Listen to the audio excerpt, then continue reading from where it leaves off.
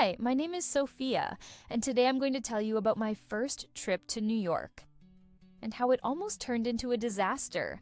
I had always dreamed of visiting New York. Ever since I was a kid, I watched movies and imagined myself walking through Times Square, seeing the yellow taxis, and feeling the energy of this incredible city. But there was one problem. My English was never good. I studied in school, tried learning on my own, but when it came to speaking, I froze. I was always afraid of making mistakes, of sounding silly.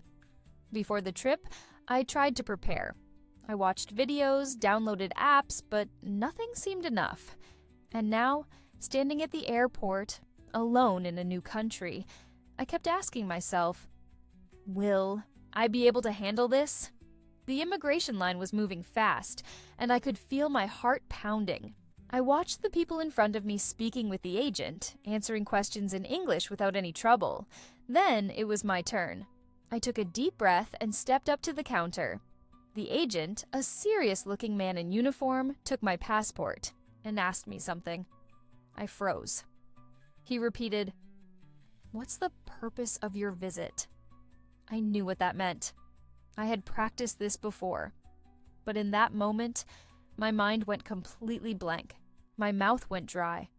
I tried to answer, but my voice came out shaky. Vacation? He asked another question, but this time, I didn't understand a single word. My face grew hot, my heart pounded even faster. What if he didn't let me in? What if I got stopped at immigration? Panic started creeping in. The agent looked at me, waiting for an answer.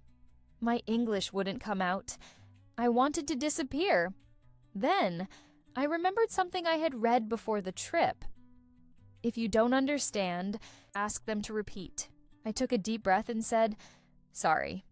Can you repeat, please?" He repeated, slower this time. "How long will you stay?" This time, I understood.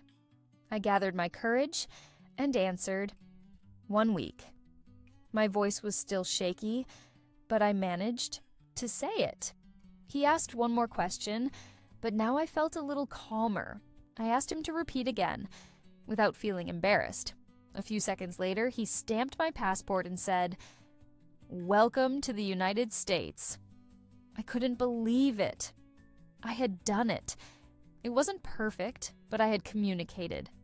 And in that moment, I realized something important. I don't need to speak perfect English. I just need to make myself understood. After leaving immigration, I felt a huge sense of relief. But soon, another problem came up. How do I get to my hotel? I took out my phone and tried to call a car using an app. But then, the driver called me and started speaking in English. My heart started racing again. I didn't understand everything, but I caught a few words. "Where are you?" I froze for a second, then took a deep breath. I looked around and saw a big sign, Terminal 4 Arrivals. So I answered, "I am at Terminal 4 Arrivals." He said something else, but I only understood wait. So I stood there, waiting. A few minutes later, he arrived.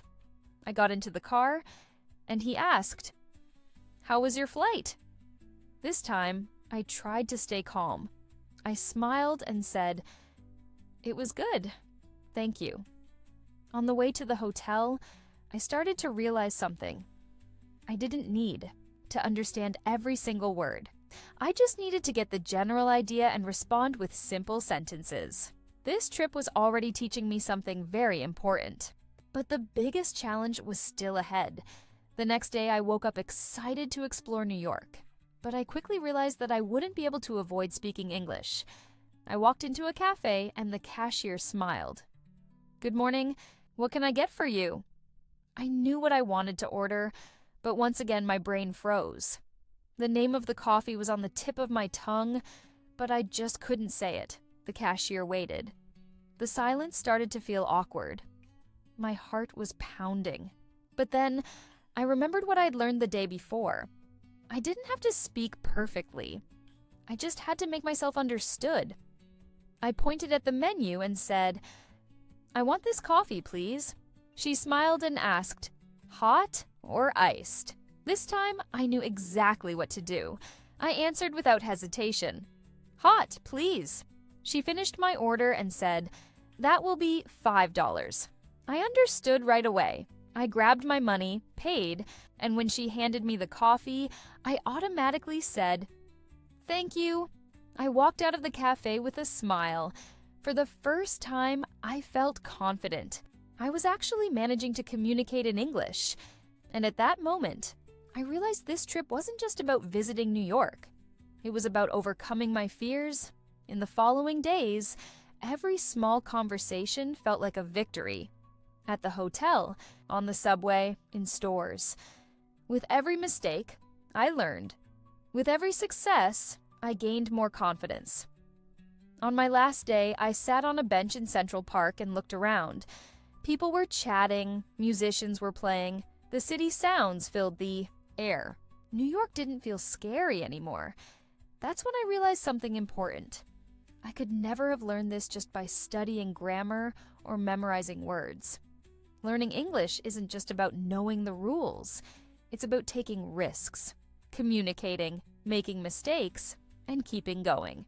Before heading back home, I did something I never thought I would. I asked a stranger for directions. He answered, I understood, and I thanked him without any fear. This trip changed the way I saw English. I wasn't fluent, but I was able to communicate. And that was already a huge achievement. If you're afraid to speak English, remember this. You don't need to be perfect. You just need to take the first step. And if you want to learn English in a more natural way, here's a tip. Practice a little every day. Even if it's just talking to yourself or trying to describe your daily routine in English. The important thing is to get used to the language. And if you enjoyed this story and want more content to help with your learning, subscribe to the channel and turn on notifications. That way, you won't miss the next videos. See you in the next story.